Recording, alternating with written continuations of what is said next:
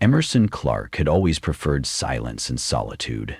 Ever since moving into the old cabin on the outskirts of Carlton Ridge, he seldom saw or spoke to anyone else. The property itself was an inheritance from a distant relative he barely remembered, a recluse, much like Emerson. Nestled against a murky lake and surrounded by dense pines, the cabin provided the peace he needed to write his novels without interruption. Yet, the isolation also nursed a constant sense of unease, as if the forest, with its gnarled branches and shifting shadows, held a dreadful secret. When Emerson paced across the creaking floorboards late at night, the tunes of the wind always sounded oddly human-like, tortured sighs echoing through the corridors. One chilly October evening, unable to sleep and paralyzed by writer's block, Emerson decided to search the attic for inspiration. The trap door to the attic was stiff from disuse, and he had to wrestle with the pull-down ladder before it groaned open. With an old flashlight in hand, he climbed up, stirring clouds of dust that sparkled in the weak beam. The air smelled of moth-eaten fabric and damp wood. Eerie shapes of boxed-up possessions teased his eyes from every corner. He was rummaging through a chest of yellowed papers when he found the slim, leather-bound diary. It was smaller than an average journal, the corners worn, the cover cracked. Curious, he flipped it open. The neat handwriting on the first page belonged to someone named Madeline Hartwell, and the date at the top was from over 30 years ago. He nearly dismissed it as another mundane family heirloom, until he read the heading, An Account of Strange Disappearances. His heartbeat quickened. He sank onto the attic floor and started to skim. The first pages were meticulously detailed entries about neighbors who had vanished without a trace. A schoolteacher who lived alone up the hill, a retired fisherman found drifting on the lake in an empty rowboat, and a young mother whose toddler had been left screaming on the doorstep. Each case was followed by notes on how local townsfolk reacted. Emerson felt a chill prickle in the back of his neck as he read about ominous footprints left near windows and sightings of a figure skulking in the pines at dusk. The final entries were scrawled in frantic ink, as if the writer intended to relay something urgent but was running out of time. Then the diary abruptly ended. Curiosity compelled him to delve deeper. He discovered that Madeline was the niece of the previous cabin owner. He wondered, had she lived there, in these very rooms, aware of something monstrous lurking outside? Emerson returned downstairs, placing the diary on the oak desk in his study. He told himself it was only a curiosity, research at best for a new thriller. But he couldn't ignore the sense that he'd stumbled upon something that demanded more attention. He closed the curtains, checked the door locks, and forced himself to scribble out a few lines for his manuscript. His mind, however, kept drifting back to that dreaded notebook. Sleep evaded him that night. Over the following days, the diary became an obsession. Emerson pored over Madeline's entries, searching for clues within the scribbled words. She was more than just an observer. She described hearing knocks at night, furtive whispers in the trees, and an unshakable sensation of always being watched. The last pages documented how many times she had tried to warn people. They didn't believe her, dismissing her as paranoid. Instead, the local authorities wrote off each disappearance as a runaway or a misadventure. A tragic pattern emerged from her remarks. Each missing person had received some sort of small gift before they vanished. Flowers on a porch, an unsigned note, or a porcelain figurine. Though the forms varied, the intersection was unmistakable. Each gift arrived in the dead of night. As Emerson dug deeper, he realized there were no official records of some of these disappearances. It was as though the stories had been sealed away. Gripped by a mixture of dread and fascination, he ventured into the local library, intending to verify Madeline's accounts. As he searched through the archive's microfilm collection, he encountered disconnected snippets of news articles. Some described a missing teacher, others speculated about drownings, but the details always felt incomplete. He asked the librarian, a silver-haired woman with reading glasses perched precariously on the tip of her nose, about any old history books on Carlton Ridge. She insisted there were no unsolved disappearances. Curiously, she refused to maintain eye contact once he mentioned Madeline Hartwell's name. That night, Emerson's walk home felt heavier. Twisted tree limbs hung over the dirt road. as though beckoning him into their murky depths. He kept glancing over his shoulder, certain he was being trailed by some unseen presence. It was only after he locked his door and slid the chain in place that his shoulders relaxed, but the feeling of eyes on him persisted. He turned to the diary again, seeking clarity. The last entries narrowed down to a single culprit in Madeline's mind. A neighbor who lived in a dilapidated house deeper in the woods. She never wrote his name, only referencing him as the Cursed One. There were references to a strange rumor that he had made some pact with a spectral force lurking in the forest. After each disappearance, she claimed to see him carrying packages out late at night, traveling beyond the pines, as though delivering an offering. When suspicion fell on him, the man vanished, only to resurface quietly when new folks moved into the area. That was the pattern that unnerved Emerson most. Each wave of disappearances ended abruptly, only to start anew once enough time had passed for them to be nearly forgotten. Entrenched in that unnerving realization, Emerson felt an inexplicable sense of a story repeating itself. The very hush over the town, the fleeting warnings he'd received from the librarian's changed demeanor, and the silence of official records, everything pointed to a communal secret. A rotten undercurrent seemed to run beneath the serene facade of Carlton Ridge. That night, he dreamt that he was pacing the forest at twilight, holding a flickering lantern while the trees whispered his name. The wind moaned, working itself into a human cry. Through the gloom, he caught sight of a single figure behind a cluster of maple trees, wearing a broad-brimmed hat. Emerson woke in a cold sweat, chest heaving, his heart still racing. Unable to resist, he combed through the diaries again. On one stained page, he found a hastily drawn map. The lines indicated a path leading from the cabin down to the lake's edge, then veering off into an uncharted patch of forest, labeled The Old Grounds.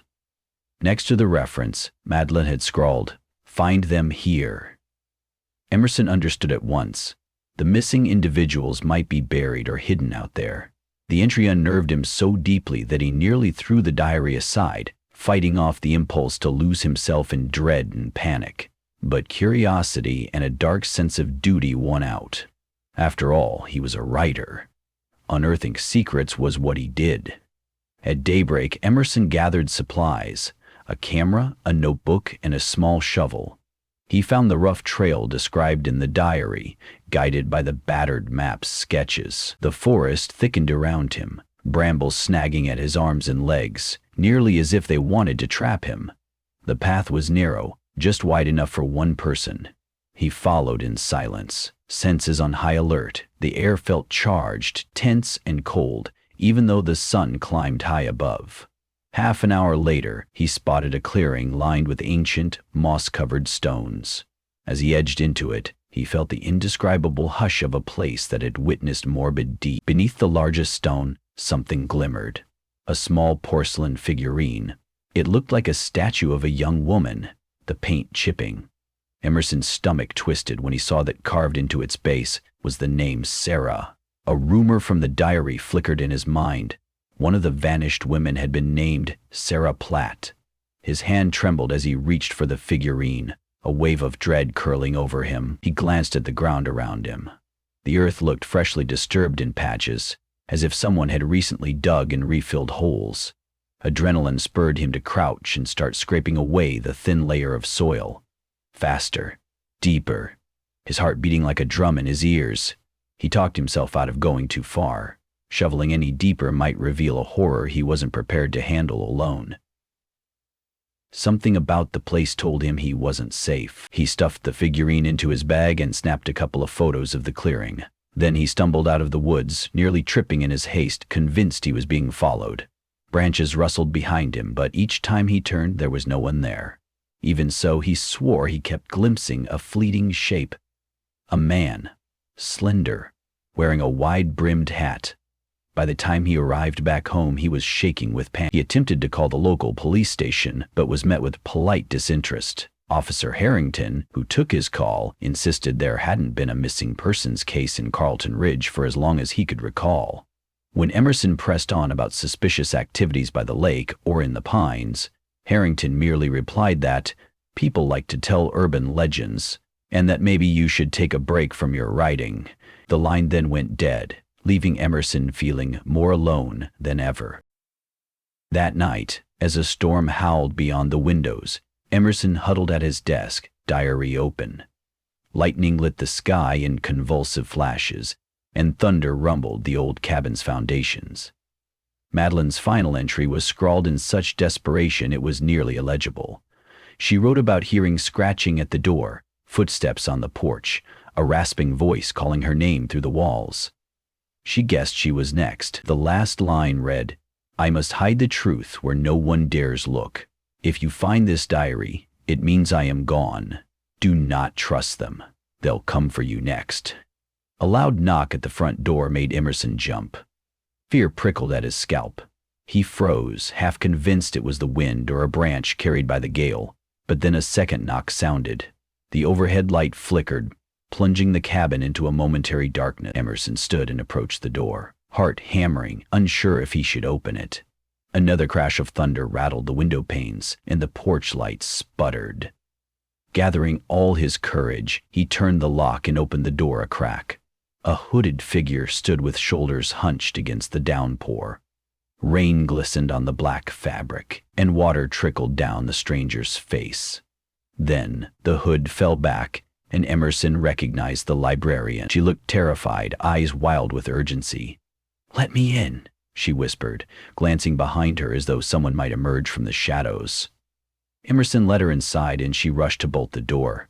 She clutched her soaked coat, breath coming in shallow gasps. "I shouldn't be here," she murmured. "If they find out." "But you're in danger. You found that diary, didn't you?" His pulse lurched. "How did you—" She pressed a finger to her lips. "I know about Madeline's warnings. I've known for years. Everyone in town does, but they're afraid. We all pretend these disappearances never happened. Some of the older families made a pact, or an agreement to stay silent." She sank into a chair, looking exhausted. "We can't go to the police. Most of them are part of the cover-up, or they simply don't believe it. Don't you see? You're stepping into something old and twisted." Emerson drew closer, lowering his voice as though conspirators might lurk in the hallway. "I found something in the woods. A porcelain figurine. I think there might be graves out there." She flinched at the word graves. "That's where they rest. He's done it for years, offered them as tributes. No one wants to speak out because the threat remains. If we breathe a word, we're next." She cast another apprehensive glance at the door. "It's this place. The forest has a presence, and somehow he's harnessed it. A man rumored to wander among the trees. A caretaker to that dark influence. People who see him don't talk about it. They vanish." A swirl of dread coiled in Emerson's mind. He remembered the fleeting shape he thought he'd seen in the woods, the illusions of the wide-brimmed hat. "What do we do?" he asked. The librarian's courage wavered. She struggled to speak. "We can leave, slip away quietly tonight. But if you stay, you need to confront it, expose it, or it will never end." Madeline tried, and she disappeared. If you make the same attempt, you might share her fate. Lightning illuminated the library of dusty shelves behind them, and in the brief flash, the leather-bound diary on the desk seemed to shimmer. The truth pressed down on Emerson's shoulders. Despite the fear that gripped him, a determination seized him as well. He felt a kinship with Madeline, a writer determined to uncover a vile secret. He steeled himself. "Help me," he pleaded. "We have to end this." They hatched a plan that was half-baked with desperation. The librarian would return to town, gather any old documentation that mentioned the mysterious neighbor, then come back before sunrise. Emerson would prepare everything he needed to expose the horrors to the wider world. Photographs, testimonies from old newspapers, and entries from the diary. They departed from one another with anxious nods. After she slipped into the storm, Emerson sat in darkness, adrenaline coursing through him. Hours passed in a slow, agonizing vigil. He kept peeking out the window, scanning the swirling rain. The librarian did not come back as promised. Anxiety churned in him, and the clock ticked ominously. Dawn arrived, and still nothing. Determined not to fail as Madeline had, He packed all his findings, the original diary, his pictures, and typed notes into a satchel. Without waiting longer, he decided to head into town at daybreak. Carlton Ridge's main street was nearly deserted. Gray skies pressed over the old wooden storefronts. Emerson made his way to the library, but the place was closed. The sign read, "Temporarily out open filings in police station," which was an unusual notice he had never seen before. Fear jolted through him. He hurried to the police station, suspecting something terrible had happened. Inside, Officer Harrington glowered at him. Next to him stood a tall man wearing an outdated overcoat and that distinctive wide-brimmed hat. Emerson's breath caught in his throat. Instantly, he recognized him as the figure from his dream. The man's face was pale, lips pressed into a thin line. Something almost reptilian shimmered behind his eyes.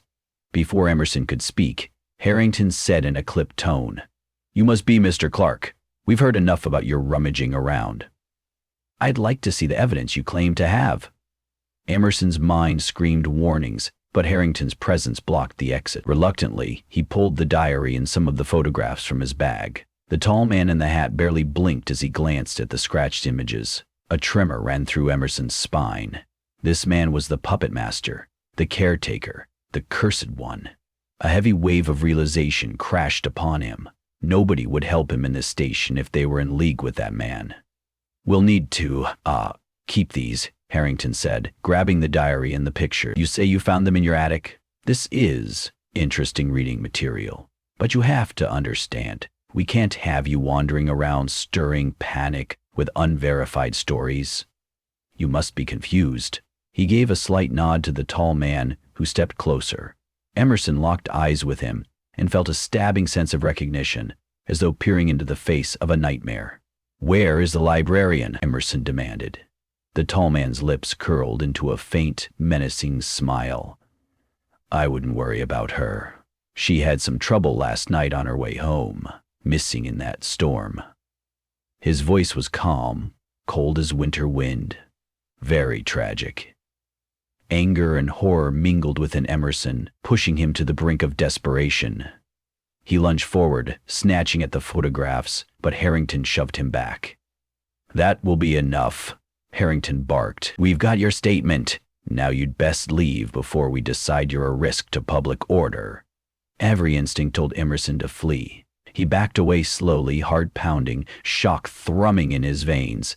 When he reached the threshold of the station, the tall man spoke again, his voice echoing off the worn walls. "There are places in this town you shouldn't go poking around in. We'll let you leave this time." Once outside, Emerson felt like the sky had caved in. The evidence he had so methodically gathered was gone. Swallowed by the silent conspiracy of the town, he clung to a single desperate lifeline: the fact that he'd kept some pages from the diary. He had torn them out the night before, anticipating betrayal. They contained the crucial details that might still expose the ominous truth. A single photograph of the porcelain figurine remained. Tucked between those pages, though his hands trembled with panic, he resolved to fight back. But he needed a plan, some way of unveiling the conspiracy to the public at large. He raced to the only place he thought he might be safe for a moment: an abandoned gas station on the outskirts of town. Inside, he found a payphone. With no better choices left, he called an old acquaintance, a freelance journalist named Grace Tanners, whom he'd met at a writers' conference. She specialized in investigative pieces and possessed a bulldog's determination. "Emerson?" she asked, startled at his frantic tone. "What's going on?" In a hushed, urgent voice, he explained the basics: disappearances, a hidden diary, a centuries-old malevolent pact. He recounted the police interference, the librarian's vanishing, and the presence of that ominous tall figure in the station's office. Silence crackled over the line, and he feared she would dismiss him as a conspiracy theorist. But then Grace spoke with a grim calm. "I'll be there in 2 hours. Send me everything you have now." Feeling a surge of hope, he hung up and quickly scanned the pages from the diary into an old copier that still clung to life in the station's back room. He emailed the files to Grace's address from a battered computer with a shaky dial-up connection, praying it would actually send. The entire time, he couldn't shake the feeling that someone was watching him. When he finished, he waited out front, chain-smoking cigarettes he'd found in a dusty display. The tension was palpable as he gazed at the quiet road that led back into town, overshadowed by tall pines. Every so often a crack of a branch or a fleeting movement made him whip his head around, but no one appeared. After what felt like a lifetime, a battered sedan finally pulled off the gravel road. Grace stepped out, eyes scanning the surroundings like a hawk. Emerson exhaled in relief he couldn't fully express. They barely had time to speak before the approaching roar of an engine broke the stillness. A black pickup truck barreled into the gas station lot. Emerson's stomach sank when he saw Officer Harrington behind the wheel. Next to him sat the tall man. Grace's face hardened. "Get in," she hissed, ushering Emerson back into her car. But the truck screeched to a stop, blocking their exit. Harrington and the tall man climbed out, firearms glinting in the daylight. The tall man's eyes locked onto Emerson with predatory intensity. "You were warned," he said quietly. Grace reached into her car, presumably to grab her phone or something for defense. In that hairstring moment, Emerson decided to act. He turned, sprinting for the side of the gas station to circle around behind the building. Grace, quick on the uptake, dove behind the car door. Harrington and the tall man pursued, boots crunching on the gritty pavement. Heart hammering, Emerson raced across the back of the station. He heard footsteps thunder behind him, curses spat out by Harrington. Yet, a twist of fate intervened. As they rounded the corner, Grace was waiting with a can of pepper spray and unleashed it on Harrington's face. He reeled away, blinded. The tall man advanced, unhesitating, brushing aside Grace's attempt at an ambush. He seized her wrist with an unnatural strength, forcing her to the ground. Emerson saw her phone fly out of her hand, but her eyes locked with his. She mouthed one word, "Go." Running on pure terror, Emerson kept going, following the tree line behind the lot. He cast a single glance back, only to see the tall man glowering at him, heartbreakingly calm, while Harrington clutched at his burning eyes. Then the angle changed, and they were out of sight. Emerson had no illusions about what might happen to Grace next. The guilt nearly broke him, but he had no choice. He was a single man against an entire town's conspiracy, and his best chance of saving her lay in exposing the truth before they apprehended him. He sprinted through the undergrowth, ignoring brambles that cut at his face and arms. Finally, he emerged onto a small side road that led away from Carlton Ridge. A battered sign read, "Highway 17, 5 miles." His legs felt like lead, but adrenaline kept him going. He clutched his satchel close, the remaining diary pages tucked safely inside. Through the haze of exhaustion, he realized the significance. He still had enough damning evidence to speak out. He would go to a larger city, contact news stations, journalists, even national authorities if he had to. Let them investigate the suspicious mound of earth in the clearing, the unaccounted-for missing people, the complicity of the local police, anything to break the veil of silence. As the afternoon sun stretched shadows across the deserted road, Emerson glanced back at the silent pines. It was a parting look at the place he had once called home, though it had never truly felt like one. He could almost imagine the caretaker lurking at the tree line, the wide-brimmed hat pulled low. Perhaps the malevolent presence of Carlton Ridge would claim more lives if he failed to alert the outside world. A renewed wave of determination set him on his path. Footsteps echoing on the cracked pavement, he walked towards safety, away from the sinister silence of that cursed town. With every step he replayed the events in his mind, the moment he found the diary. The horrors he discovered, the frantic final words Madeline had scrawled, and his narrow escape from the tall man. Within him, an unshakable certainty emerged. This was only the beginning. The shadows in the pines could reach beyond that isolated pocket of the world if left unchecked. When he reached Highway 17, he flagged down a passing truck. An older man wearing a flannel shirt eyed him warily, but allowed him in. Emerson offered halting thanks and let the hum of the engine lull him into a state of guarded calm. He did not imagine that his troubles were over. They were in fact bound to escalate. If that tall man could sway an entire town, or harness a force in the woods, He could also send that influence anywhere, exiling fear into the hearts of anyone who dared question him. But for now, Emerson had eluded the trap. The precious diary pages were safe. The story was halfway out into the world thanks to Grace's involvement, and perhaps it was only a matter of time before light was shed on the darkness festering in Carlton Ridge. He watched the trees race by outside the window and felt a pang of survivor's guilt. What had happened to the librarian, to Grace, to anyone else who questioned the status quo? Those questions gnawed at him, but one fact stood resolute. The truths he carried in his bag could spark change. A storm had gathered around that small town, but maybe it would disperse under the relentless scrutiny of the modern world. There was hope in that thought, though it was tempered by the knowledge of a malevolence that might never be fully extinguished. As the sun dipped toward the horizon, Emerson felt the tension in his shoulders ease slightly. The highway stretched ahead, a pathway toward exposing the secret he had uncovered. In time, he prayed, the caretaker's grip would be pried open, the vanished souls of Carlton Ridge finally laid to rest. With the diary's final, desperate words echoing in his mind, Emerson silently vowed he would not stop until the buried horrors found their way into the piercing glare of truth.